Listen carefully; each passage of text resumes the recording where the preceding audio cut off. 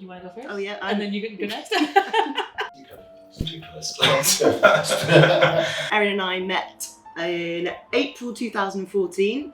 Well, my name's Matt, and met my husband Jake about nearly 20 years ago. Yeah. I knew almost as soon as I met you that you were my person. We were just friends for several years before we got together. Yeah. It was sort of almost love at first swipe, I suppose you could say. It was actually. I think it genuinely was. We play it down. Let's not be coy. Oh, I loved our wedding. It was our wedding was really simple. It was in Croydon Town Hall. Walked down the aisle to the Imperial March music from Star Wars. And left the office to Kylie's All the Lovers, which was gorgeous. It's only just been legal for about a couple of months, hasn't it? And I think the ladies that were, I don't know what you call them, the Registrars. They were quite emotional, weren't they? Because it was possibly one of the first gay weddings that they'd done, and I was very proud of that. It was really nice. And it just meant the world to be able to declare our relationship in a way that was so meaningful and personal to us. Yeah.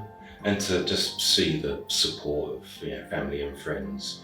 I think specifically in an environment that's a wedding rather than civil union, because it is the same ceremony, the same process of affirmation that all of our friends and family have gone through as well.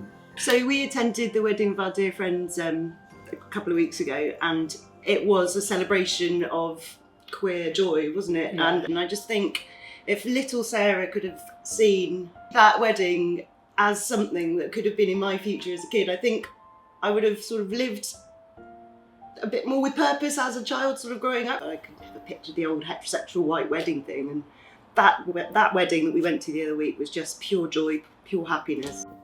Matt and I were living together as housemates, and I was putting my son to bed, and he said to me, "Daddy, will you ever get married?" And I said, "Well, no, I don't know if I will." And he said, "Oh, well, you could marry Matt." And I replied saying, "Well, men can't marry men." And here we are. That feels massive, because I never thought that this would be possible. That feels very beautiful to me. We've definitely experienced our share of barriers along the way. I think actually like changing our names was really hard, and a lot of it at the time was if the man has a name and the woman wants to change it to the man's name and all of these things. When we've looked at houses in the past, there's the small mistake, which is I call up and then they say, "Oh, is your husband coming?"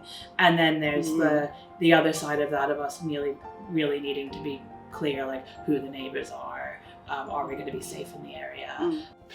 Whilst we have marriage equality, I don't feel that we still have the same rights as cis hetero couples. I would not walk down our local high street holding my husband's hand, and that feels wrong. I think legislation goes so far, it can make you equal in law.